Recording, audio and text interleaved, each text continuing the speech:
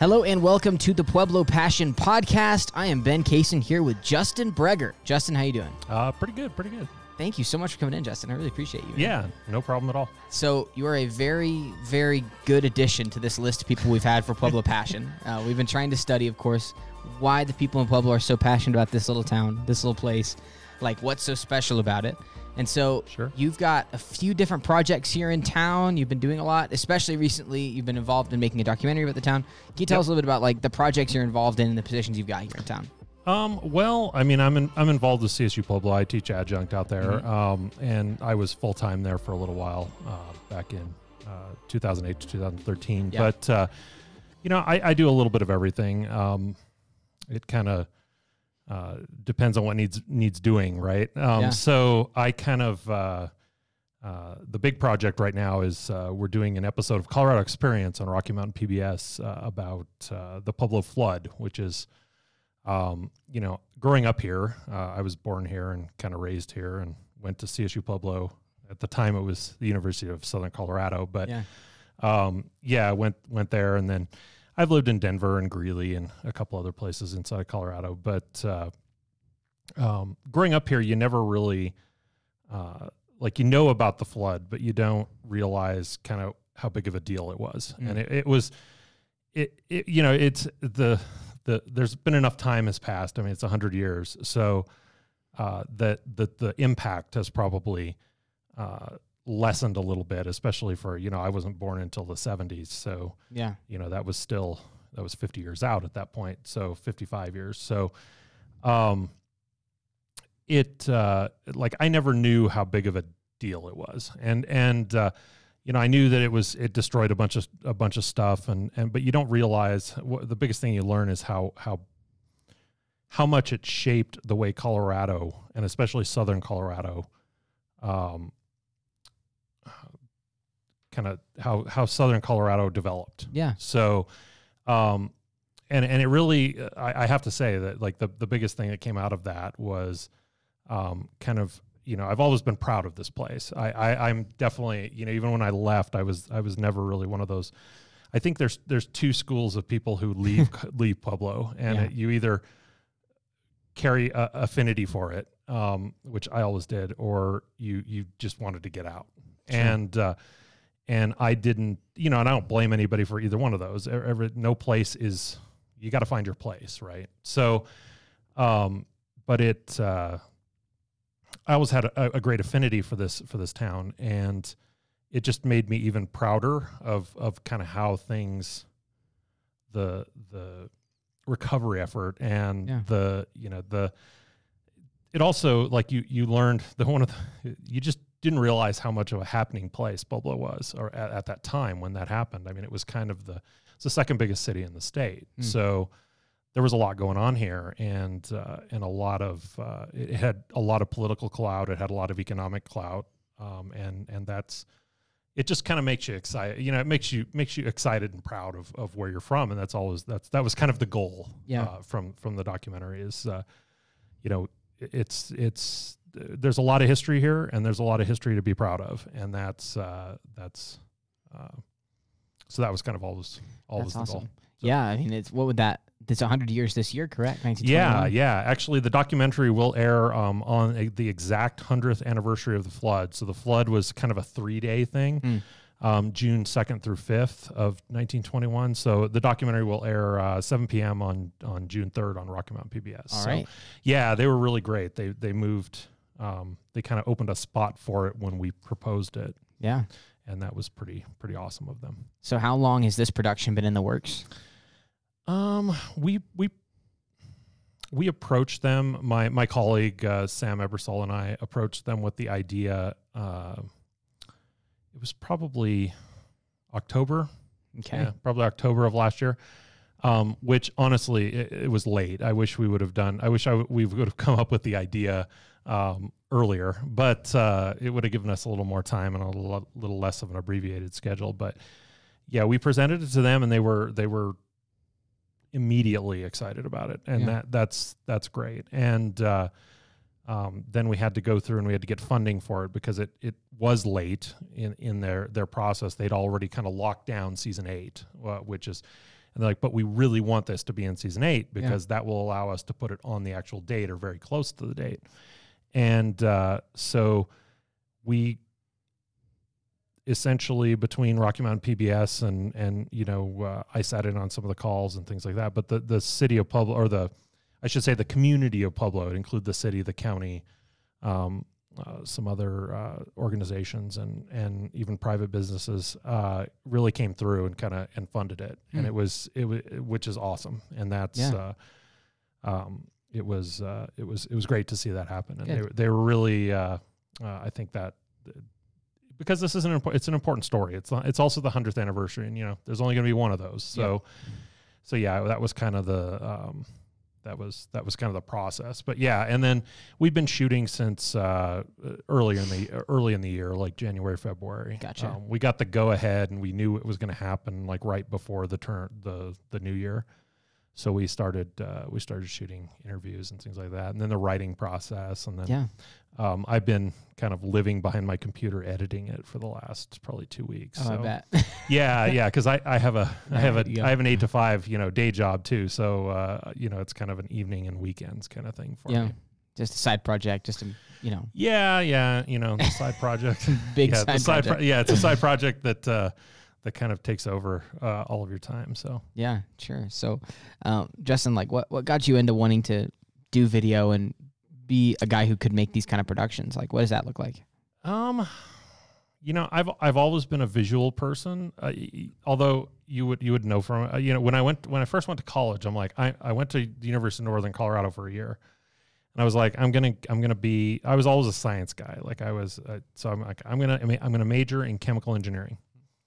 And that was kind of my major my freshman year, and that lasted about one semester. And I was like, and it wasn't that I couldn't, I enjoyed it. It's just I didn't know that's what I just kind of felt a pull to something else. So I kind of poked my head into other departments, by taking a class or two, and then I kind of the journalism thing kind of. Appealed to me to a certain degree, and then I kind of got into web stuff. Like, and this is 1995, so the web was pretty infant at that point, and I kind of got into doing that, and I was like, I really like that's kind of my thing. I want to do that, so I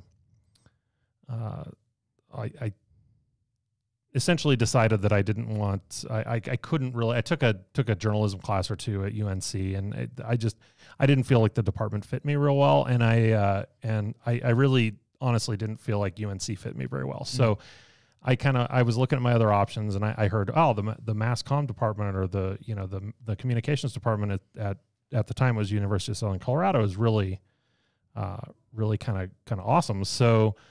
It had a pretty good reputation, and I had a friend who was in that department, and he talked very, very highly of everybody, and I was like, hey, I'm going to check this out. So I talked to him a little bit, and then I talked to the person who at the time was the director of communications, and I said, listen, I've kind of taught myself how to do website stuff. I know from a couple other sources that your web person who was a student at the time, because back then, like, you didn't pay somebody full time to do that. Yeah. So it was a student hourly thing. I hear they're leaving, and would you be interested? And I came down and talked to him. His name is Terry, and we had a great conversation. And he's like, well, I'd love to hire you. I hadn't even decided I was coming to school there at that point. And I'm like, yeah, and just everything said, like, this is the place I want to be, and that was kind of.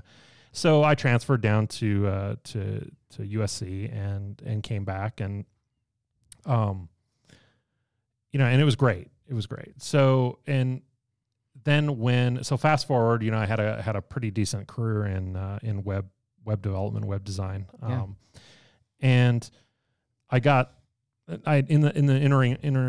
the intervening years, I'd kind of I'd finished my master's degree, and because I always liked school, so it was kind of I'm going to go get a master's degree. So that's the next step. It was just I wanted to learn some more, kind of go in a little specialize, I guess, and that's kind of what the bachelor or the master's degree is for. And So I had my master's degree, and I was approached by, I kept in touch with the faculty because that's what you do when you're a grad of that department. And they said, yeah, we're going to have an opening for an assistant professor, kind of doing the stuff that you're doing. Do you know how to do video editing? And I'm like, yeah, I've done some of that. I was a big photography person for a long time. And yeah, so I kind of started dabbling in video. At the time, it was still pretty expensive, but, and I'm like, yeah, I can teach that stuff. I know I'm really strong on the web side of things, and I know quite a bit about the video side of things. So yeah, I can do that. So came down, interviewed, got the job, took the job. Kind of a big leap of faith because you're going from being at the time I was like a user experience web design. I had my own company. I did website design and user experience consulting, and to like jump from that to being a college professor was kind of it was definitely different. It was great. I really enjoyed it. But that's when I kind of made a little bit of a shift, and the video thing kind of spoke to me, and I got really into that and got even more into it. And then when I left in 2013, mostly because my wife got a great job offer up in Denver, and she'd moved down to Pueblo for me to take that CSU Pueblo job. So I kind of felt like, this was her next step, so I'm going to let her do her next step. Yeah. So I followed her up to Denver, went back into the web design, kind of web user experience side of things. But I kept the video thing going because that was pretty important to me at that point. So that's kind of where I'm at. And then, I've kind of built it into a little bit of a business. It's kind of a side gig at this point, although at times it's less side than it's a full side. Yeah, exactly. So that's kind of how that whole thing came about. And in terms of documentaries, I think that's what I've never super been interested in, kind of the narrative film, like fiction or even, narrative nonfiction, that kind of thing. I've never really been super into that, making that. I love watching movies. That's my thing. But I've never really been into making that. I've made a couple. We made a silly little movie for the 24-hour film festival a while back. A bunch of faculty members and that was pretty awesome. But it hasn't really been my thing. I like telling real stories. So the documentary thing, I've done a few short things, but this was kind of the first, a little bit of a trial by fire to a certain extent, but it was kind of the first longer form. This one, coming up. Yeah. So, Professor Ebersole, or Sam Ebersole, he's been a fantastic partner in it. He's, I would say I lean heavily towards the camera side of things. So, setting up shots, lighting, things like that. And he's definitely a very strong storyteller, like the writing and he's also he knows his way around a camera too. But so that's kind of how the workload divided up in this one. So and it's worked pretty well. Good. But yeah, I mean, it's a lot of work. I thought it was going to be a lot less work than it was, but that's kind of how everything works. So you're like, it's going to be a quick, easy project. Yeah, no, I knew it wasn't going to be quick. Yeah, no, I love Professor Ebersole. He taught me for a few years when I was at CSUP, and he's just fantastic. So yeah, he's great. He was actually one of my faculty members when I was a student. Oh, cool. Yeah. I remember teaching or taking his video editing, his introductory video editing class, and one of the really interesting things about that is that one of the he just gave us we didn't shoot anything in that class, so he just gave us footage. Film. Yeah, just gave us, and one of the pieces of footage was some student produced work that we had to edit into essentially a news package. But the kind of the stand-up reporter in the thing, it was about ice cream. I don't know why I remember that, but the stand-up reporter in that was Dana Perino, who then went on to be the White House press secretary, and then so I edited video of her from when she was in, because she was probably, I don't know, she was a few years ahead of me, and I don't think we ever were at USC at the same time. But pretty reasonably close. So yeah, it was that's my one brush with with her level of fame. I actually haven't met her other than that. It just kind of didn't never, when she came and visited the campus and stuff after I'd already left. So, but yeah, it's great to have an alum like that. Yeah, no, just that department has a lot of pretty big time alums. Like, it's such a great network of people. Like, now that I'm through that, so. Oh yeah. And that's why you go. They always say, like, you don't. I mean, you go to Harvard because it's an amazing education, but you also, a large part of it is you go to Harvard so you get access to Harvard's alumni. And the CSU Pueblo Mass Communications Department is kind of the same thing. I mean, it's you get access, especially for Southern Colorado, like you get access to talk to people, and you get doors open just by being a grad there, with a lot of people who are in a position to kind of help you out. I mean, it's great. It's a great department. I just, I don't have anything negative to say about it at all. Yeah, no, same here. Yeah.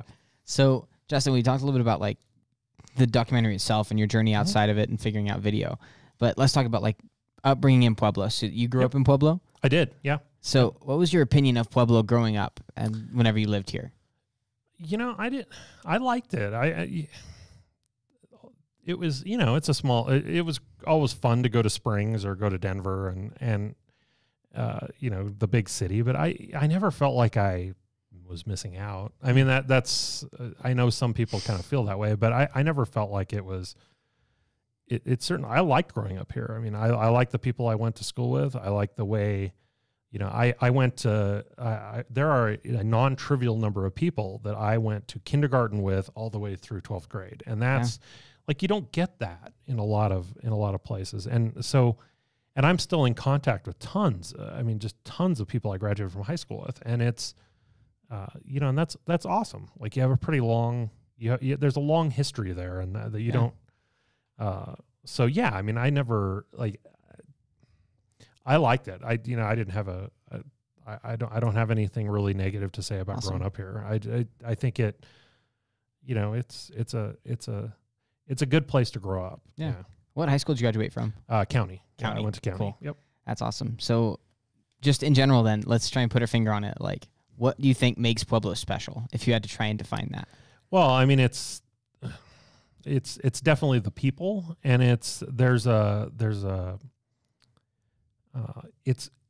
I've heard it said a lot that it's a big little town, and that's true. I mean, Pueblo, when you're here, it does not feel like a community of nearly 170,000 when you count the county and Pueblo West and things like that. It just, like, it doesn't feel like that. You see, I don't go out without seeing somebody I know. I mean, that's just, there's a lot less anonymity, which is, for some people, that's a really, like, I can see why that would feel kind of smothering, and you would want to, kind of take off, and that's fine. But for other people, like, and I really like it, I love that, I know people, and, I don't have to, it doesn't feel like you have to wedge your way into things, because you already, if you need something, you can probably find somebody, either somebody or somebody who knows somebody, and that's, it's kind of, I really like that, especially the pace down here. I also I love the pace down here. It just feels more relaxed than some of the bigger cities. It just, you don't feel like it's constantly, you're constantly worried about things kind of moving past you. But that's not to say that nothing's happening. It absolutely is. Yeah. But it's not. I don't feel as anxious down here as I do when I live up in Denver. So Gotcha. Or when I lived up in Denver. I mean, I love living in Denver too. That's that was great for my 20s. Yeah. And even 30s. And then, you just I value your values change. Like, your values change as you go through your life, and at one point I valued all of those things and that Denver gave me, and now I value the stuff that I get here, and that's it's awesome that I'm in a position to have done that. So gotcha. So what are the hidden gem restaurants here in Pueblo that we need to know about? I don't know. Like you said, you hadn't been to the Senate, and that's just a crime. I have not been to the Senate. We're less than a mile from there. But yeah, no, you definitely need to go to the Senate. Ken and Gina have done a fantastic job with that bar. Really good food, really, really good selection of drinks and stuff like that. Hidden gems, I don't know, man.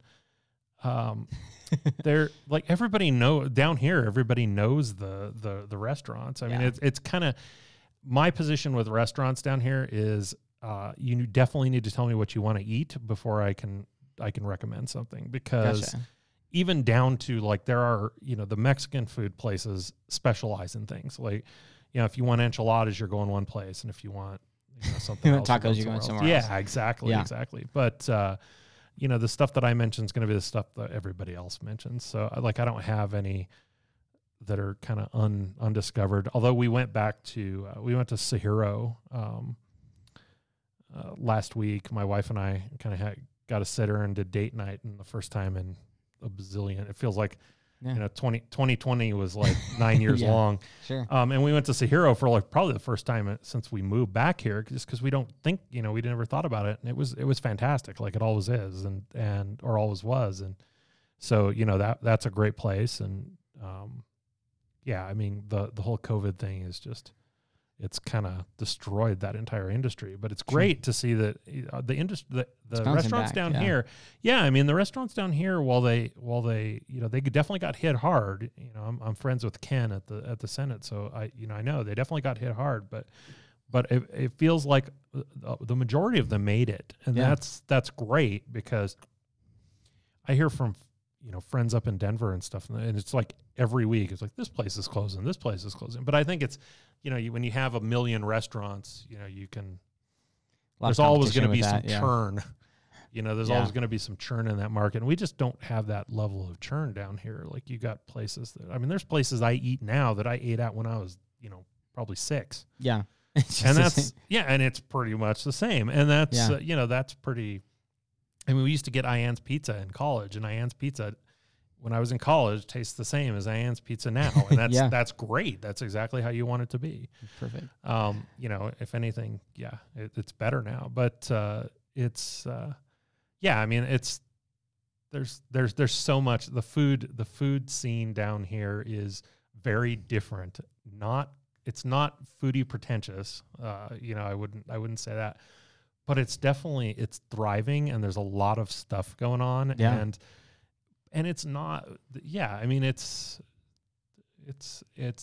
it's different. Like a foodie from, I'm not sure a foodie from Denver would feel super happy with, with a lot of stuff down here, but there's so much variety, and like you can eat something different every day if you want. So, lunch was always my thing. Like I work from home. My full-time employment is full-time remote. Yeah. So you got to get out of the house. Like that's kind of drive yourself crazy. And you just turn into like there were some days when you couldn't go out to lunch. You couldn't, like I didn't leave the house for 2-3 days. And I'm like, this is just not okay. And I'm not the tests all tell me I'm an ambivert, which is like kind of halfway between an extrovert and an introvert. But I'm definitely like an introvert energy wise. I go to parties and I get tired. Like that's kind of the thing. My wife, on the other hand, is like the if there was a scale of 1 to 10 on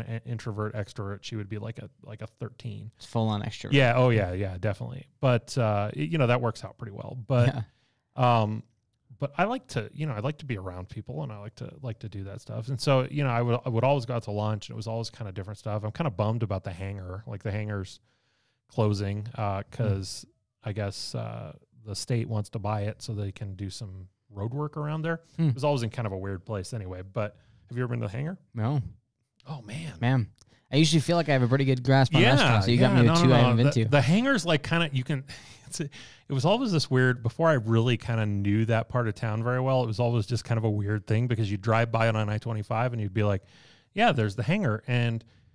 But I could never figure out how to get there. And it's not that hard. It's just, I didn't know kind of how it's tucked right in where you take the exit for the Business 50 that goes up through Belmont, off I-25. It's kind of right there on the right, and you'll see it there.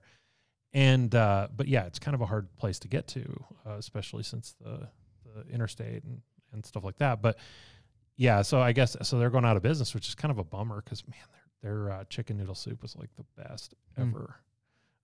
So yeah, we just went there for lunch. I went there for lunch with a friend Tuesday, I think. Nice. Yeah, that's awesome. Yeah, so that was kind of our regular thing. So let's go get lunch. Yeah. Get you out of the house, and it's middle of the day. It kind of breaks up your day, so you're not cranking on stuff. So yeah, awesome. That was kind of always my thing. So cool. So I think my last question for you is, you've been delving in a lot for, Colorado history to put this together, specifically Pueblo history. Yep. Talking about like the flood and everything. Yep. You mentioned that Pueblo just has a really rich history. Can you just kind of tell me about that? What makes Pueblo's history so interesting to you? Well, I mean, the thing, like you learn, the biggest thing that I learned from, because growing up here, I was born in the 70s. I grew up through the 80s. Like my first memories are from basically the 80s. Yeah. And Pueblo's always like kind of the third in third place. Like it was Denver was obviously the king of the hill, and then Colorado Springs was bigger, and then Pueblo was kind of there at the end. And the biggest thing I learned through the research and shooting these interviews for the documentaries and stuff is how Pueblo was the second largest city in the state at that time, and it wasn't close. Like Pueblo was a very good sized city with tons of cool stuff going on. The Opera House looks like it was just absolutely beautiful. Everybody's heard of Mineral Palace, that Mineral Palace Park is named after. Mineral Palace was so cool, and I'm like, I wish I could just, I don't want to live in the 20s because, all that it was stuff. The 20s. Yeah. But it would be cool. It would just be so cool to visit. And I wish I could transport a ton of people back to 1920s Pueblo so that they could see like that this place was, it wasn't a, it was a really happening place where there are tons of jobs, lots of pollution, obviously too, because, you have the steel mill and everything's kind of going on, but it was a really happening place where, there were tons of jobs and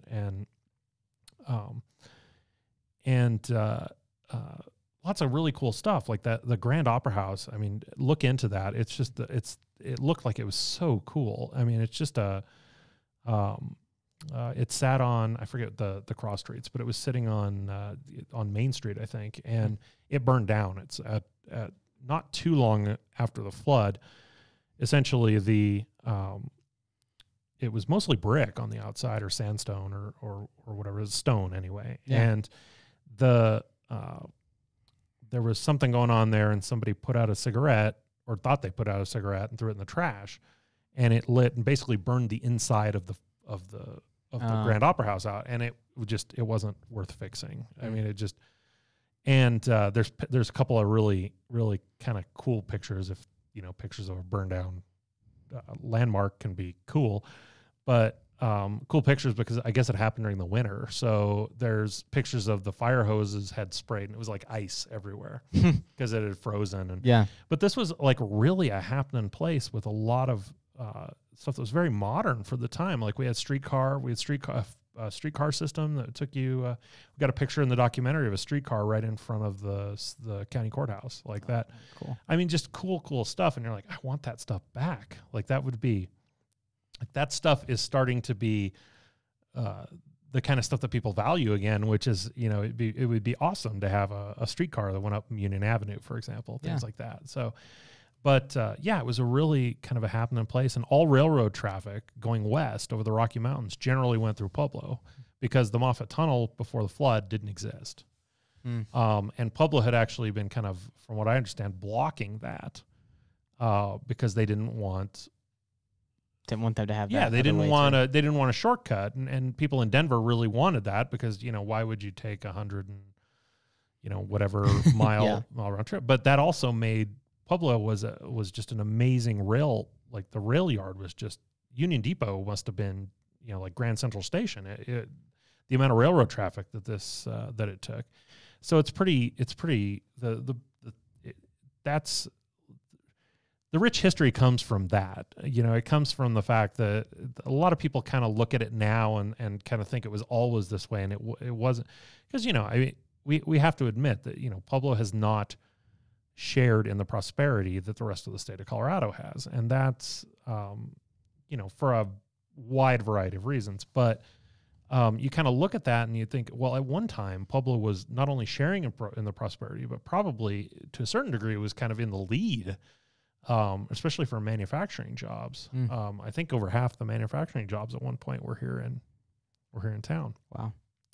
So, the history comes from that. And it's what's also really cool is we have a lot of these buildings still exist. Like you look at these things and you're like, a lot of this stuff still exists. Yeah. And I shoot, for example, I shoot photos for a realtor friend of mine when he has a really cool property that he wants to really show off. Up. Yep. Yeah, so I got to get in and shoot the real estate photos when they sold the Charles Stickney house, which is up by the Orman Mansion, but it's up in that area. And it's just the fact that those houses exist and that you can buy them. Yeah.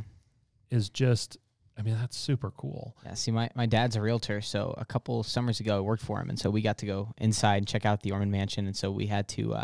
We were putting together, basically, we were trying to make schematics. So we had apps. We were going through everything and seeing all the history and trying to draw out everything. It's crazy. Yeah. And like the Senate bar, it's in a building that at one time was the one of the newspapers, the Star Journal was located there. So we have pictures from around that time in the documentary. And it's got a big Star Journal sign on it, and it's so cool to have that stuff. And the Hotel Vale, just to have that kind of hotel, it's very rare. That doesn't happen a lot because there's a period of time when the solution to development was essentially to knock down old buildings and build new ones, and that hit a lot of downtowns and things like that. And so they lost a lot of the historic buildings before we realized, hey, we should really probably try and preserve them. Yeah. And Pueblo really never did that. And that's really cool. Like Union Avenue, to be able to walk down Union Avenue. And almost all those buildings are vintage, back. Well, our building here is 1869 is when this building is put up. So that's a long time. To have those, and it's just, I don't know, I just walk through buildings like that, and I'm just kind of, it's so weird to me to look at molding and think that molding, somebody in 1902 made that molding by hand. Yeah. And it's just you look at that and you're like, that is pretty amazing. I've got the same kind of, when here at Wake Up, so if you go downstairs all the way, we've got you can see the original foundation. Yeah, the cellar. But they brought in these giant cinder blocks, and I would assume hand laid, put that thing together, 1869, and so you're just walking around in there and you're like, wow. And then we have we think it's a bootlegger tunnel. Okay. I'll take you down there after we finish this podcast. No, that'd be great. But it's the same kind of thing. It's they just carved their way through and made a spot to try and get over here to Water Tower Place, we think. So Yep. Yeah. Well, and that building's amazing. I've taken probably half a dozen tours because everybody I know, I tell them, you need to go get a tour. You need to go take a tour, and then I go with them, so I make sure they do it. Yeah. And and I just every time I take it, I learn something new, that's kind of my thing. And that building is what's the coolest part of that building is you can see everything, so much of it is still left that you can see how a slaughterhouse worked at that time period. And that to not have that destroyed or by a subsequent, you'd come in, take over a building, gut it, put what you need in it, things like that. But to not have that, that building is fascinating just from a building standpoint. Yeah. The amount of weight it can support because of the way it was designed on each floor is just mind-blowing. But to look at that building and you still see so much of it is still in there. You can see you can see the purpose of the building in the building itself, and that's pretty amazing. Like you go up on the top. Have you taken a tour over there? I have. Yeah. Did he take you through the where the chute where there's the place where they stood and kind of pushed the cattle along? Push things in, And the floors have the zigzag pattern cut into them, so the cattle can get a purchase on the floor. And then they brought them up all the way, and then exactly. it all works its way down. Yep. You use gravity to your advantage. So but I mean, what they're doing over there is just amazing, and it's if it gets pulled off, and I have no reason to doubt that it will, because I'm astounded by the level of energy that Gregory especially can exert. Me too. It's going to be just like that's going to be a jewel on the Front Range. Like we're not even that's stuff that's cool. Like that Denver has nothing like that. Yeah. Like nothing even close to that kind of a building with rich history and an ability to tell its story too. That's the other thing. So, and it's great that I think this town, the people in this town really have a very healthy respect for their history.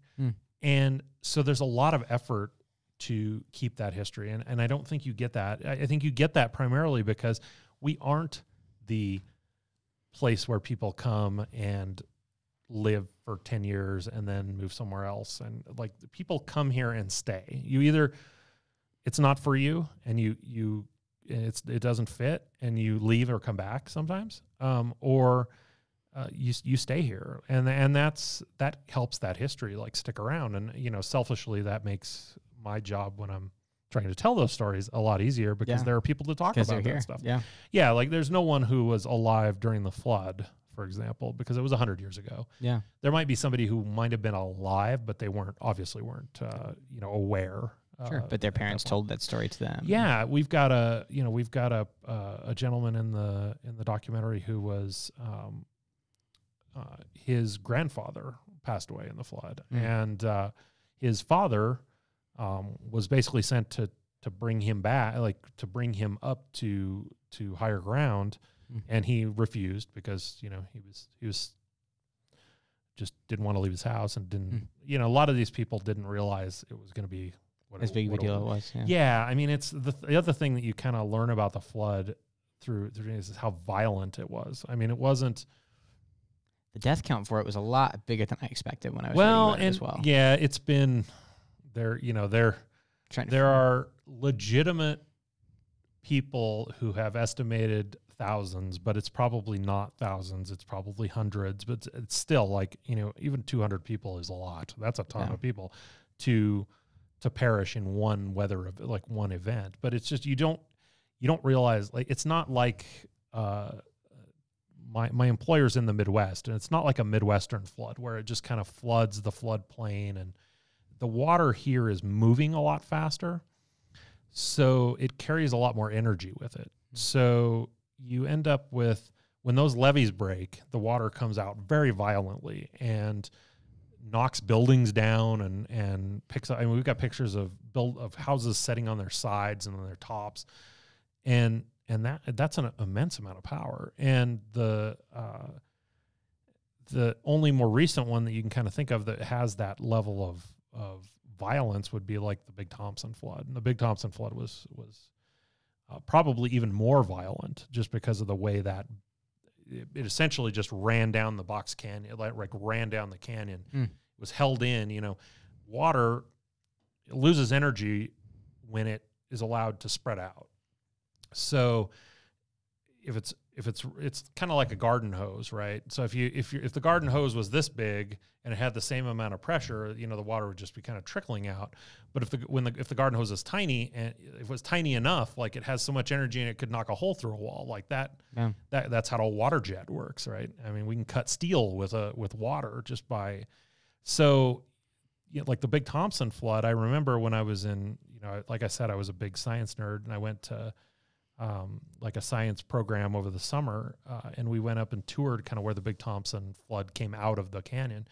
And you see the fan that came from that, and as you kind of see as the water went out, it lost energy, and as it lost energy, it started dropping things because, when it's going down the canyon, it has the power to pick up a giant boulder, but then when it kind of spreads out, it doesn't anymore, so it drops it. So it literally like filters out from these giant boulders down to, the smaller boulders, then smaller boulders, then rocks, and then at the bottom it's silt and sand because, and you just don't realize like how much power water has when it can pick up a car, it picked up railroad cars.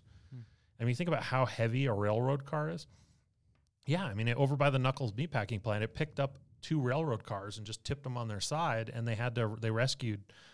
There were about 200 people on the train. I don't know how many they rescued, but they rescued them and put them up on the upper levels of the Knuckles meatpacking plant because that was kind of the closest thing. That's so how you kind of get to, yeah. Yeah, the immense amount of power, like it knocked the front of a building over at the Knuckles plant off. You can still see the line when you go over there. You can see the line where they put the face of the building back up and kind of hooked it back up. But yeah, I mean, you just don't realize like how violent that stuff was. And then the fires and everything else. I mean, it had to be just a nightmare. Like the scene had to just be like something out of a horror movie. How deep did that water get? Do you remember? At the depot, you can see there's a line over on Memorial Hall. And that the line's about, I don't know, probably about 5.5 feet maybe or so. But then over by the depot, it's higher. It's much higher above my head. I think I should have been prepared for that question, but it's okay. It's like 10 or so feet over there. But I mean, it was deep. Yeah. And it was moving and it was dirty and, muddy, and there's 18 inches of silt on the tracks at Union or at the Union Depot. 18 inches of silt. That's a lot. That's a lot of dirt. Yeah. Laid out solid. Like that's the thing. It's not just like a snowdrift where it's in certain spots. But and then the cleanup. I mean, just imagine doing that with a shovel. Yeah. And a wheelbarrow, basically. Mule train, that kind of thing. So yeah, it's pretty.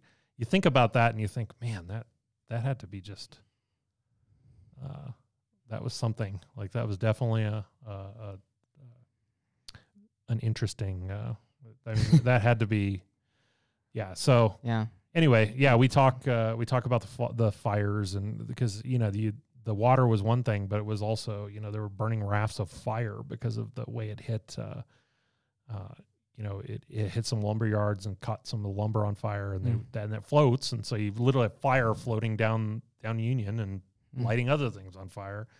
And yeah, it's just there is film actually, like motion picture film. So really? Yeah, motion picture film of the aftermath of the flood. It's from the morning after, obviously, but I mean, yeah, things were still on fire and there was still tons of water, but to have film from something that's 100 years old is pretty amazing. Apparently, there were just a couple of filmmakers in town for something else, and they were just like.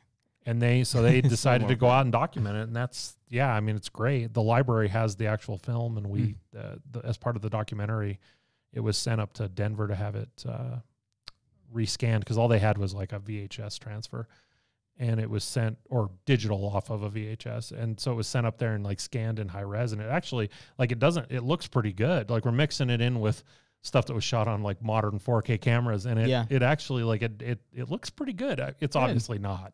Well, sure, it's not going to be. Yeah, it's footage from, but it looks pretty solid. It's pretty awesome. But yeah, that just knowing that existed is pretty neat. But yeah, I mean this town has an amazingly rich history, tons of stories. Have you done the Ghost Walk? Yeah, the Ghost Walk is great for getting little snippets of really interesting stories. Things. Yeah, and the Water Tower Place tour.